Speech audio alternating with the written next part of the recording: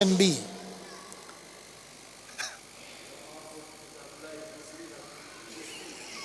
Ben is saying that he will become a Bruce Lee. What does it mean? Bruce Lee was a fighter, kung fu fighter. Kung fu fighter. Na hiyo ni macho tu na ni touch Now, fulani. this is just eyes and maybe a Lakini touch. the Bible went even far Lakini Biblia ikaenda hata mbali, from touching, kutoka tu kugusa, from clip of eyes. kutoka kwenye macho ya watu. Number one, you are dethroned. Cha kwanza umepinduliwa, Everyone is looking at you. kila mtu anakutazama, Everyone is leaving you. kila mtu anakuacha. Now your own son Sasa mwanao mwenyewe decided to disgrace you. anaamua kukudhalilisha. I do believe those women, they did not leave David. Mimi naamini wale wanawake hawakumwacha Daudi. Even when people left him, Hata watu some of the walipomwacha, people, baadhi ya watu, but your wives are they stick to you. lakini wale wanawake walikaa pamoja Now naye. imagine Sasa fikiria that kung fu guy, what's the name again? Bruce Lee. Bruce Lee. Sasa wewe fikiria Bruce Lee sasa. Now it's not a touch. The Bible says he Sasa, slept. haikuwa swala la kugusa, Biblia inasema alilala nao. And then maybe the first one, Alafu labda wa kwanza, David was like, how can he dare? Daudi like, huyu anawezaje kuthubutu How kufanya can he hivi? dare? Anawezaje As kuthubutu? if it was not enough. Kama ilikuwa He haitoshi, now moved to the second one. akaenda wa He pili, now moves to the third wa one. tatu. What a disgrace. Hii ni udhalilishaji wa kiasi gani, wa jinsi gani? Can you feel the pain of David? Hebu unaweza ukayahisi maumivu ya Daudi. Not only he was disgraced, Sio tu alidhalilishwa, but which words? lakini maneno yapi? Which words? Maneno yapi? This foolish son of his Huyu mwana mpumbavu wa kwake was using to seduce these women. alikuwa anayatumia mpaka kuweza kuwashawishi kuwapata hao wanawake. Hujawahi kuona hata kwenye urafiki mtakatifu tu kabisa, Haven't you seen even in this so-called holy friendship? mtu ni rafiki yako, Somebody is your friend. ukiona mwingine anaanza sogelea, If you see somebody urafiki wa else kawaida, drawing close, it's just a normal friendship. unaanza sikia kitu kama kawivu. You also start to feel like some sort of Mbona envy. ni rafiki yangu? You see it's your friend, Lakini huyu anaanza msogelea. but you see somebody else coming close to that friend Baadaye of unaona yours. ule rafiki anakuacha. And then maybe later the friend leaves you. Anakuwa sasa rafiki na mtu mwingine. Now the friend becomes a friend to somebody Sasa hivi else. wanasema BFF. Anakuwa BFF, yani best friend forever. Wanaita hiyo BFF, yani rafiki wa karibu milele. Unajisikiaje? How do you feel? Na ni urafiki tu wa kawaida. It's just a normal friendship. Sasa uone mke wako anakuacha, Now, your wife is leaving you. aende sasa aishi na mume mwingine, She goes and lives with another man. utajisikiaje? How will you feel? Na sio mmoja, wawili. And Na not one, two, hizo tabia three, za four. wanawake wengi kipindi hicho zilikuwa kama kawaida. And this was like a normal thing to many women. Sasa uone wote roho zao zinaelekea kwa So see, all their spirits were going towards that Absalom. son, Absalom. hiyo. Ni hatua ya ngapi? That is step what? Tulisema kuna step ngapi? 5 We said there were 5 steps. ya humiliation. Hatua 5 za kudhalilishwa.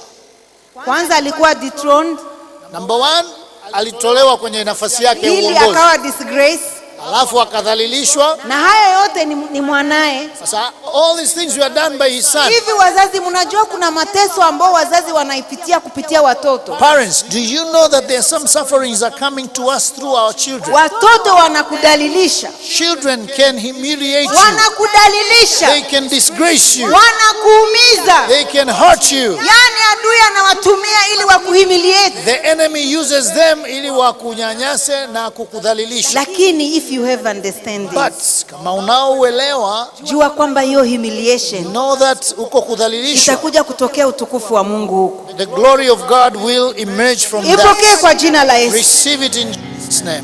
God is not pleased to see you humiliated. Mungu hafurahishi kukuona wewe But ukidhalilishwa, God allows you to share suffering with Christ, lakini Mungu anaruhusu wewe ushiriki mateso na Kristo, so that in the time of glorification, ili katika wakati wa kutukuzwa God will be the one to be glorified with you. Mungu naye anataka atukuzwe pamoja nawe. I need an amen to that. Hapo nahitaji amina. I know you will not say it, but I need it. Najua utaisema, lakini nahitaji kwenye hilo. There must be a time of humiliation. Lazima kuwe na wakati wakati wa If kudhalilishwa. you don't have understanding, Kama una uelewa, the pain will be so much. maumivu yatakuwa makali It will sana, be so much. yatakuwa makali sana, Because you don't understand. kwa sababu uelewi. He was disgraced. Alidhalilishwa. Number 3, La tatu, he was taken out of the palace. akatolewa kwenye jumba lake la ufalme, He was taken out of the palace. akaondolewa kutoka kwenye nyumba ya mfalme And he started running. na akaanza kukimbia. Someone who killed Goliath, Mtu aliyemuua Goliati, who won so many battles. aliyepashinda vita vingi, So he was humiliated. He was running away. sasa akawa katika hali ya kukimbia. That's number. Hiyo namba ngapi? Wanaonisikiliza namba. Those who are listening to me, number what? Number 3. Namba 3. Kwanza alikuwa dethroned. Pili alikuwa disgraced. Alipinduliwa, Tatu, akadhalilishwa. akatolewa kwenye palace. He was removed from the palace. Sasa akaanza kupanda huko milimani huko. Now he started to run up on the mountains. Hey. Now on the mountains Sasa kule milimani he meets with Shimei. akakutana na Shimei. Matusi sasa. Now these were, Kuchekelewa. they laughed at him, they scorned. See how? George, you can read. Tusome, Chukua juu kidogo. twende juu kidogo kwenye hiyo scripture. Hiyo ni verse 5. Twende juu kidogo. From 6. Tusome kuanzia mstari wa 6. Anasema Samueli wa pili 16, tena akamtupia Daudi. Tuanzie mstari wa 5. Basi mfalme Daudi alipofika Bahurimu, tazama, kulitoka huko mtu wa jamaa ya nyumba ya Sauli, jina lake akiitwa Shimei mwana wa Gera. Alitoka akalaani alipokuwa akienda. Tena akamtupia Daudi mawe, na watumishi wote wa mfalme Daudi na watu wote na mashujaa wote walikuwako mkono wake wa kuume na mkono wake wa kushoto. Kwa Kiingereza, and when the King David came to Bahurim, behold, thence came out a man of the family of the house of Saul, whose name was Shimei, the son of Gera. He came forth and cursed still as he came. And he cast stones at David and at all the servants of the king, of King David, and all the people and all the mighty men were on the right and on his left. Continue. And thus said Shimei when he cursed, come out, thou bloody man, and thou man of Belial. Na Shimei alipolaani alisema hivi, nenda zako, ewe mtu wa damu, ewe mtu usiyefaa. The Lord has returned upon thee all the blood of the house of Saul, in whose stead thou hast reigned, and the Lord has delivered the kingdom unto the hand of Absalom thy son. And behold, thou art taken in thy mischief, because thou art a bloody man. Bwana amerudisha juu yako damu yote ya nyumba ya Sauli, ambayo umetawala badala yake. Naye Bwana ametia ufalme katika mkono wa Absalom mwanao. Kisha angalia, wewe umetawaliwa katika uovu wako mwenyewe, kwa sababu umekuwa mtu wa damu. Sikiliza hizo hatua. Now listen to Kwanza those steps. alilaaniwa, First he was cursed. baadaye alitukanwa matusi mabaya, Then bad words were given against him. baadaye alitupiwa mawe. Then stones were cast against him. Hivi unaweza yeye hakuwa na nguvu ya kureact? With all these steps, do you have any strength to react back? Alinyamaza. He kept quiet. Alinyamaza. He kept quiet. Alivyonyamaza, When he kept quiet, Shimei akaendelea. and Shimei continued. Akaanza kutoa wrong arguments. And he started to give wrong arguments. Akaanza kusema unaona, They say, see, hii unayoyapitia all that you're going through, Bwana analipa kisasi. the Lord is paying back. Ni Bwana amekufanyia It hivyo is the Lord who's revenging kwa ajili ya damu uliyomwanga because of the blood that you've shed kwenye nyumba ya Sauli. in the house of Saul. Is it true or false? Je, ni kweli au si kweli? Ilikuwa kweli? Was it the Lord who was Anasema paying ilikuwa back? kweli, alimwanga damu kwenye nyumba ya Wangapi Sauli. wanasema kwamba okay, how many are saying that he really shed blood in the house of Saul? Wanani wanasema sio kweli? How many say it is not true? Mara ngapi Sauli alianguka mikononi mwa Daudi, Daudi akamwacha? How many times Saul fell in the hands of David and David left him alone? Alikuwa na opportunity nyingi sana za kuweza kumuua Sauli, David had many opportunities to kill Saul, lakini hakumgusa. but he did not touch him. Akasema siwezi kugusa mpakwa mafuta He wa said, Mungu. I can never touch the anointed one of God. Lakini uongo ndio ulitumika. But it was lies that were used. Conspiracy zitakuja. watu wanaweza kwenda kinyume na wewe. Akasema Bwana And he said, the Lord ndio anakupiga hivyo, is the one who is paying back. maana wewe ni mtu uliyemwanga damu Because you are a bloody man. kwenye nyumba ya Sauli, In the house of Saul you ndio shed a maana lot of umepigwa na blood. Bwana, That's why the Lord is na against you. anakunyang'anya ufalme, And he is taking away your na kingdom anaitia mikononi mwa Absalom. and putting in the hands of Absalom. Unasikia hiyo? You hear that? Kwa sababu wewe ni mtu uliyemwanga damu. Because you are a bloody man. Hivyo nilikwambia ukishakuwa katika muda wa humiliation, That is to show you that during the time unapokuwa kila unadhalilishwa, mtu anaweza tu akaongea anachotaka, everybody can say anything they want. na hata mbaya zaidi kuisemea kwa Mungu. And to make it worse, speak even over to God. Unaona, hiyo ni strategy ya shetani. That is the strategy of the devil. But in all that, Lakini katika hayo yote, get understanding. pata uelewa. Get understanding. Pata uelewa. Because without Kwa understanding, sababu pasipo uelewa, you can react in a bad manner. unaweza miitikio yako ikawa ni mibaya. Bwana Yesu asifiwe. Praise the Lord. Bwana Yesu asifiwe. Praise the Lord. Alinyamaza kimya. He kept quiet. Ufunguo wake ulikuwa kunyamaza. His key was to be quiet. Hata wakati security guard alitaka kureact, Even when the security guard wanted to react, akasema huyu mbwa mfu they say, this dead dog, anawezaje kusema vitu kama hivi? how can he speak such kind Akataka of kwenda things? kumrukia. And he wanted to go and retaliate. Daudi akasema And mwache, David said, no, leave him alone. mwache, Leave him alone. kama Bwana ameruhusu basi, David was humble. kwa sababu Because, kumbuka, alikuwa anakimbia lakini tayari ni mfalme, remember, he was running away, but he was a king. na neno ya mfalme haiendi bure. And that word of a king does Bado not go alikuwa na out in mamlaka. vain. He still had authority. Bado angesema huyu ni Simoni, nifungue macho na He ameshatoweka. would still have said that once my eyes are open, let this person not be here. In a time of humiliation, Katika wakati wako wa that's when kudhalilishwa, you manifest your humility. hapo ndipo utadhihirisha unyenyekevu What wako. am I saying? Ninasema nini? So what is humility then? Kwa hiyo unyenyekevu ni nini basi? Humility Unyenyekevu is your reaction ni mwitikio in wako the time of humiliation. katika wakati wa kudhalilishwa. Let me say it again. Acha nirudie tena. Humility Unyenyekevu is your reaction ni mwitikio wako in time of humiliation. katika wakati unapodhalilishwa. Jinsi unavyo react Vile unavyoitikia wakati uko humiliated wakati unadhalilishwa, ndio itaonyesha kwamba wewe ni mnyenyekevu ama la. that will show you whether you are a humble person Lakini or not. wakati mambo yote yako mazuri, But when everything is okay, ni rahisi hata kumwambia shikamoo mtu, it's easy even to tell somebody shikamo. ni rahisi tu, lakini wakati mambo yanakuwa It's ni easy, mabaya but sana, when things are bad, watu wanakuongelea vitu vya ajabu. people speak evil and bad things against you. Unasema huyu nikimwambia mawili matatu anaweza hata You akachanganyikiwa say, akili. this guy, if I tell him 2-3 things, he may be confused here.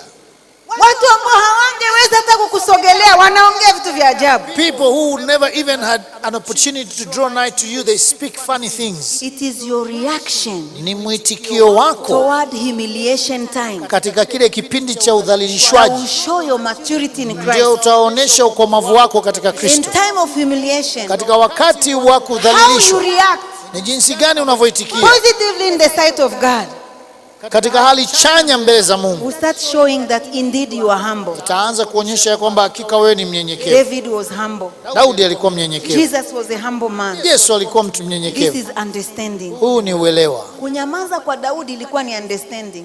By David being quiet, that was understanding. Na kwa sababu sio kwamba alimwogopa Shimei, And it's not that because he was afraid of Shimei, lakini alimwogopa Mungu. but he was fearing Alimwogopa God. Mungu. He feared God. Alimwogopa He Mungu. feared God. Alimwogopa Mungu. He feared God. Hebu tumwogope Mungu.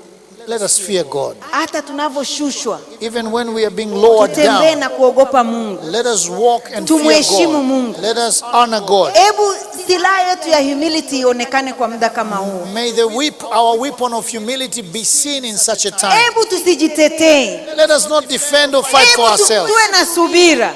Let us have patience ya kusubiri muda wa Bwana. to wait for the time of the Lord. Hallelujah. Hallelujah. Hallelujah. Hallelujah. Hallelujah. Hallelujah. Hallelujah. Hallelujah. Hiyo ni kipimo cha humility. That is a measure of humility. And what the Bible says about humility. Na Biblia inasema nini kuhusu unyenyekevu? In French they say l'humilité précède la gloire. Kwa Kifaransa wanasema hivyo. Before honor, Kabla ya heshima, humility has to manifest.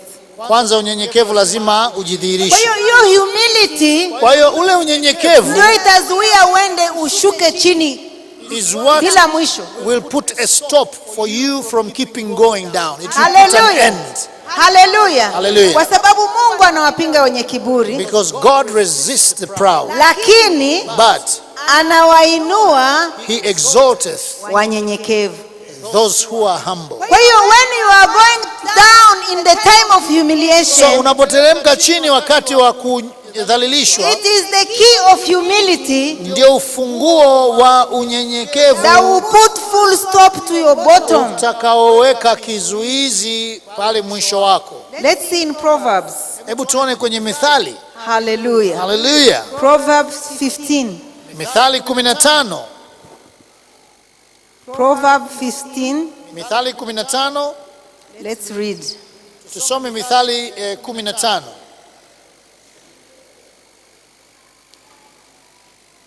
Verse. Mithali 15 mstari wa 23. 33. Mstari wa 33. The fear of the Lord Anasema kumcha Bwana is the instruction of wisdom. ndio mwanzo wa hekima, And before Hannah na kabla ya heshima is ni humility. unyenyekevu. Amen. Amen. Hii ni unyenyekevu inao faida jamani.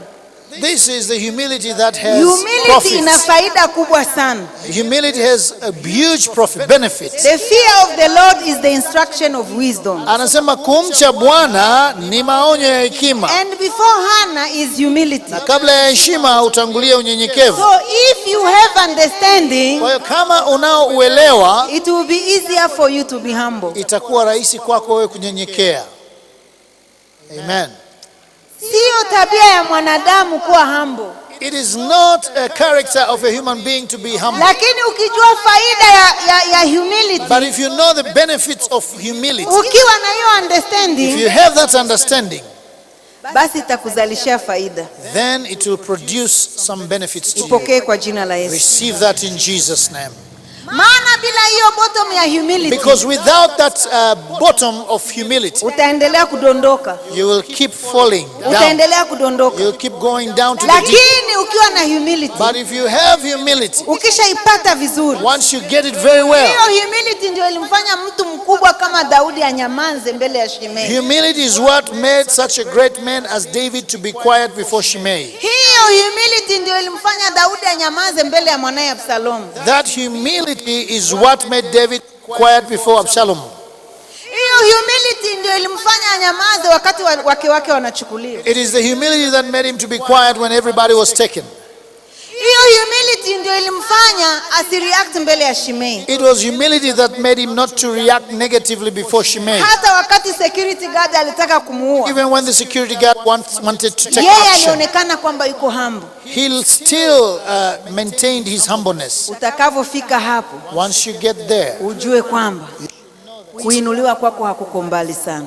your time to be exalted is not very far. Mshangilie Bwana Yesu. Shout unto Jesus.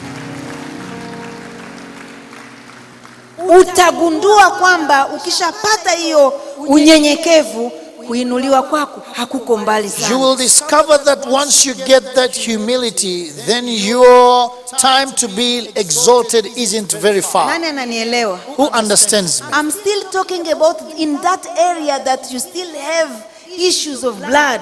Bado naongea katika lile eneo ambalo bado una masuala ya kuvuja damu. When things are falling apart, Mambo yanaposambaratika, contrary to your faith, yanaenda kinyume contrary to what you believe, kinyume unachoamini, contrary to your seeds, kinyume na uzao wako, contrary to your prayers. kinyume na maombi yako. It's a time of humiliation. Ni wakati wa kudhalilishwa. Humiliation, it is imposed on you. Kudhalilishwa kunawekezwa ndani yako. No human being would like to be humiliated. Hakuna mwanadamu angependa kudhalilishwa. No one at all. Hakuna kabisa. It is imposed on you. Kunawekwa juu yako. It is imposed like this. Inawekezwa namna hii.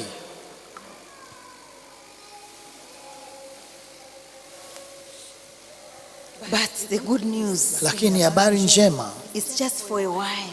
hiyo ni kwa kipindi tu. You cannot be humiliated forever. Hauwezi ukadhalilishwa milele. There is one who sees in heaven. Yuko yule aonaye kule mbinguni. There is one who sees in heaven. Yuko yule aonaye mbinguni. Ambaye ataona kipimo kimetosha. Who will see that the measure is full. Atakufufua. He will resurrect you. Atakufufua. He will resurrect you. Atakufufua. He will resurrect you. Atakufufua. He will resurrect you. Atafufua maisha yako. He will resurrect your life. Na hiyo flow ya damu itasimama.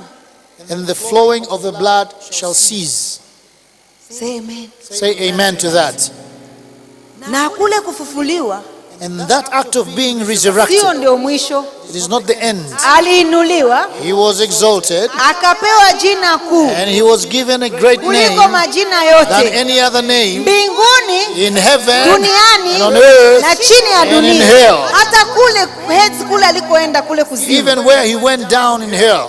Bwana Yesu asifiwe. Praise the Lord. Na sio hiyo tu, And not only that, aliinuliwa tena, he was exalted aliinuliwa again. tena, He was exalted again. akawekwa kwenye throne. And he was made to sit on the throne. Amen. Amen. Na sio tu throne, And not only throne, jamani, alishuka hatua 5, he went down 5 steps. alipanda hatua 7. He came up 7 steps. Shangilie Bwana Yesu. Shout unto Jesus. Alishuka hatua He 5, went down 5 steps.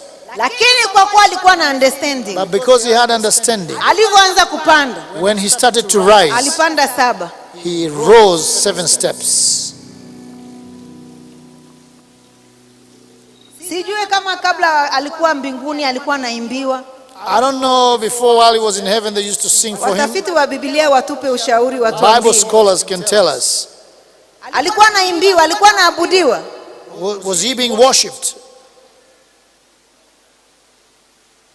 Mtuambie basi. Tell us. Alikuwa Mungu, He was God. alikuwa kwenye throne, He was on the throne. lakini But watafiti wa Biblia, Bible scholars ainuke mtu aniambie kwamba Yesu alikuwa na crown. tell me that if Jesus had a crown, Aliimbiwa, did they sing for him? nenda utafute. Go search. Alikuwa kwenye throne, alikuwa Mungu, He lakini was on the alikuwa na throne. crown. He was God, but did he have a crown? Wakati huo alikuwa na jina kuliko majina yote. By then, did he have a name more than any other name? Do you understand the meaning of having a name above all names? Unaelewa maana ya kuwa na jina lililo kuu kuliko majina yote? Above all names. Juu ya majina yote. Aliinuliwa zaidi ya jinsi alivyokuwa He mbinguni. was highly exalted more than the way he was in heaven. Alikuwa kwenye throne. He was on the throne. Wewe unafikiri alibaki kwenye hiyo same throne? Do you think he remained on that same throne? Soma Ufunuo 3 utashangaa. Read Revelation 3, you'll be amazed. Alihamishwa throne. He was transferred to another throne Akaketishwa kwenye throne moja na baba yake. and he was made to sit on the same throne with his father. Kwa sababu hauelewi ndio maana na haupige makofi. Because you don't understand, that's why Soma you kwenye don't Biblia, clap. soma. Read your Bible. Uwe kama wale wanafunzi wa Biblia. Be like those people from Berea Soma basi who used to Ufunuo go and 3. search the scriptures again and again. Soma Ufunuo 3. Read Revelation 3. Soma kwanza Ufunuo 22. First read Revelation 22. Ufunuo 22. Revelation 22.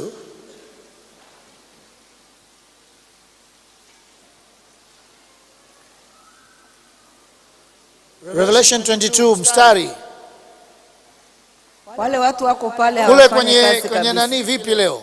Wamezama kwenye Roho Mtakatifu ama vipi? Revelation 2 verse 1. Sio hiyo. Fuata hiyo karatasi niliyokupa.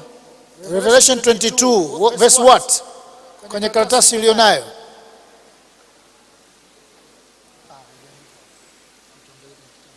Go ahead, continue Revelation verse, if I'm not mistaken. Endelea, ngoja tuhakikishe tunapata mstari sahihi hapa. Verse 1 and 3. Mstari wa kwanza na wa tatu unasema, and he shewed me a pure river of water of life, clear as crystal, proceeding out of the throne of God and of the Lamb. Kisha akanionyesha mto wa maji ya uzima wenye kung'aa kama bilauri ukitoka katika kiti cha enzi cha Mungu na cha mwanakondoo. Mstari wa tatu, and there shall be no more curse, but the throne of God and of the Lamb shall be in it, and his servants shall serve him. Wala hapatakuwa na laana yoyote tena, na kiti cha enzi cha Mungu na cha mwanakondoo kitakuwamo ndani yake, na watumwa wake watamtumikia. The throne of, kiti cha enzi cha, the throne of God, kiti cha enzi cha Mungu and of the Lamb, na cha mwanakondoo. Bwana asifiwe. Praise the Lord. Biblia imesema ni throne mbili. The Bible has said that it's two thrones. Wameandika throne with S. Is it written a throne with S? It is called the throne of God and of the Lamb. Inaitwa kiti cha enzi cha Mungu na cha mwanakondoo. Mara mbili imesema kwenye verse 1 na verse 3. It has repeated twice in verse 1 and verse 3. Kama unataka uhakika, nenda tena kwenye Revelation 3. If you want assurance, let's go to Revelation chapter 3 and verse 2. Be watchful and strengthen the things which remain that are ready to die, for I have not found thy works perfect before God.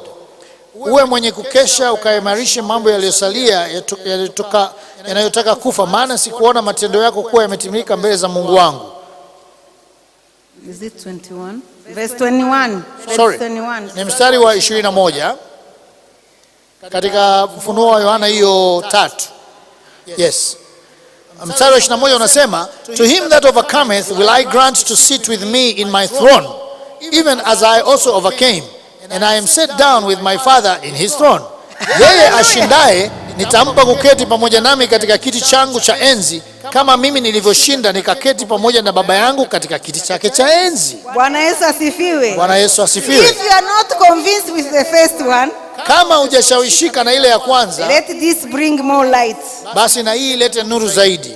To him that overcometh, kwa yeye ashindaye, will I grant to sit with me, nitampa kuketi pamoja nami in my throne, katika kiti changu cha enzi, even as I also overcame, kama na mimi ambavyo nilishinda, I am set down with my Father, nami nikaketi katika kiti chake cha enzi Baba yangu katika kiti chake cha enzi. Mshangilie Bwana. Shout unto the Lord. Kumbe na throne ilibadilishwa Bwana. Oh, so even the throne was changed. Alikaa pamoja na baba yake kwenye throne. He sat together with his father. Walikaa pamoja. They sat together. Bwana Yesu asifiwe. Praise the Lord. Na akapewa crown. And he was given a crown. Kwa hiyo alishuka hatua 5. So he went down 5 steps. Lakini alipanda hatua 7. But he came out 7 steps. Mshangilie Bwana. Shout unto the Lord. Bwana Yesu asifiwe. Praise the Lord. Bwana Yesu asifiwe. Praise the Lord. Kabla ya kuona hona ya Mungu, before you see the honor of God, lazima it is mandatory upate hiyo mbegu ya humility, for you to get the seed of humility, ambayo itadhihirika wakati ya humiliation, which will be manifested during humiliation time. Bwana asifiwe. Praise the Lord. Bwana Yesu asifiwe. Praise the Lord Jesus. Hebu tumalizie katika Mithali. Let us conclude from the book of Proverbs. Tulisema Mithali 15:33. We have The fear said, of the Lord is the instruction of wisdom, and before honor is humility. we had said Proverbs 15 verse 33, kumcha Bwana ni maonyo ya hekima, na kabla ya heshima utangulia unyenyekevu. Tumalizie na Proverb 22 verse 4. Mithali 22 na mstari wa 4 tutamalizia na yeye, anasema, by humility and the fear of the Lord are riches and honor and life. Thawabu ya unyenyekevu ambao ni kumcha Bwana ni utajiri na heshima, nayo ni uzima. By humility Kwa unyenyekevu And the fear of the Lord. Na kumcha Bwana. We all know that God is telling us about the fear of the Lord. This is the fourth column. Sisi tunajua ya kwamba yeye ni nguzo ya 4, Mungu akitueleza kuhusu kumcha Bwana. The column 5. Nguzo ile ya 5. The fear of the Lord instructs wisdom. Kumcha Bwana ndio huleta hekima. And when you have the fear of the Lord, na unapokuwa na hali ya kumcha Bwana, you mix it with humility. Unaichanganya na unyenyekevu. Oh, then you find. Basi hapo utaona riches, utajiri, honor, heshima and life. Na uzima. Wow. Ni ajabu sana. It's amazing. Lakini sisi tunapenda riches. But we want utajiri. Tunapenda honor. Tunapenda heshima. Tunapenda uponyaji. Tunapenda healing. Lakini hatutaki kupitia kwenye process. But we don't want to go through the process. Tell your neighbor. Mwambie jirani yako. At the appointed time of God. Katika wakati uliokubalika wa Mungu. You forget about your time of humiliation. Utasahau kuhusu wakati wako wa kudhalilishwa. Utasahau. You will forget. Utaelewa. You will understand. Utasema nilifikiri Mungu uliniacha. You will say that I thought God you had left me. Kumbe kwa wakati wa Bwana. Whereas at your appointed time. Umenifufua tena. You have resurrected me again. Ukaniinua tena. You lifted me up again. Hallelujah. Hallelujah. Kwa hatua 7. Through 7 steps. The opposite of humiliation. Kinyume cha kudhalilishwa is honor. Ni heshima. Stand up on your feet. Simama kwa miguu yako.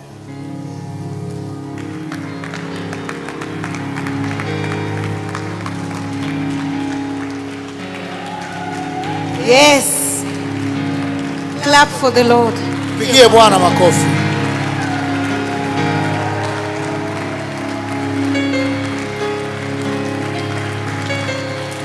Yes, clap for him. Endelea kumpigia Bwana.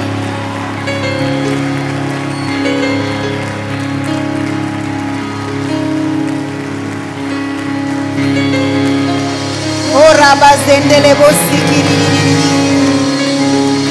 Ora mazendele bosikiri ala la baba ba. Riboro bosendele ala la baba baba. Kori ala la mazendele bosikiri ala la baba. Zondolo bosikiri ala la baba. Indelele bosikiri ala la baba baba. Koria la la bazendele bosikiti ya baba.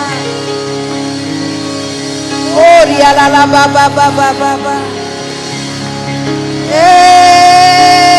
Ra baba baba baba baba. Koria la la bazendele bosikiti ya la baba baba. Oh hallelujah, hallelujah. Oh hallelujah. La baba baba baba. Ora baba baba. You find at the bottom of your falling. Unapokuta uko chini kabisa katika kuanguka kwako. Humility there. Hapo basi. Then that will be the end. Unyenyekevu unapokuwa hapo ndio patakuwa mwisho. Your arising will follow. Ndio unakuwa mwanzo wa wewe kupanda. Wherever you have been humiliated. Popote pale ambapo umedhalilishwa. It will be covered by honor. Itafunikwa na heshima from God. Kutoka kwa Mungu. Raise your hands. Nyanyua mikono yako. Maybe you were asking yourself so many questions. Labda umekuwa ukijiuliza maswali mengi sana. Maybe people tried to explain why you are going through ABC. Labda watu wamejaribu pia kutoa maelezo yao kwa nini unapitia haya. Maybe you've been running here and there looking for Pengine umekuwa ukikimbia hapa na pale kutafuta nguvu zaidi. But let me tell you. Lakini ngoja nikwambie. It's a time of silence. Ni wakati wa kukaa kimya. A time of waiting upon the Lord. Wakati wa kumsubiri Bwana. God will renew your strength as Mungu atauisha upya nguvu zako. God will restore your life. Mungu atarejesha uzima wako. Blessings, baraka, honor, heshima, abundant life. na uzima tele. You will see it. Utaviona. At that time. Na wakati huo you glorify God. Utamtukuza Mungu. Just imagine the whole heaven is worshiping the Lord. Hebu fikiria mbingu yote inamwabudu Bwana. Wastahili kusifiwa na heshima, utukufu. Hallelujah. Hallelujah. Just imagine heaven. Hebu fikiria mbingu. Yani ni Yesu tu wanamwabudu. It is all Jesus that they worship. Na Baba hayuko jealous. And the Father is not even jealous. Ameruhusu. He has allowed it. Hiyo kali sana. Can you imagine?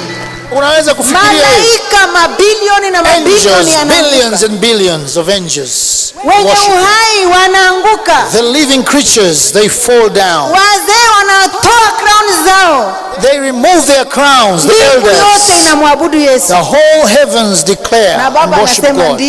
And the Father says yes. Anastahili kuabudiwa. He is worthy to be worshipped. Oh, hallelujah.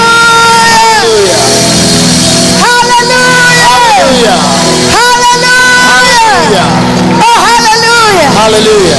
Oh, hallelujah. Hallelujah. Hallelujah. Hallelujah. Baba anatingisha kichwa anasema ndio. And the Father nods and says yes. Anastahili. He is worthy kuabudiwa. To be worshipped. Hiyo humiliation ilikuwa kali sana. The humiliation was of the highest level. Lift up your hands. Kuna muda wa kuanguka. There is a time to fall. Kuna muda wa kusimama tena. There's a time to rise again. Kuna muda wa kuchekwa. There's a time to be laughed at. Kuna muda wa kutukanwa. There's a the time whereby they will blaspheme you. There's a time whereby everybody will say what they want to say. Pata hekima. Just get wisdom. Pata kuelewa. Get understanding. Mche Bwana. Fear the Lord. Pamoja na unyenyekevu. With humility. Dakika moja Mungu atayapindua hayo. In a minute God will turn those things around. Ipokee kwa jina la Yesu. Receive it in Jesus' name. Bwana Yesu asifiwe. Praise the Lord. Kama uko mahali hapa. If you're in this place. Unataka kutiwa nguvu. You want to be strengthened. Unataka kutiwa nguvu. You want to be strengthened.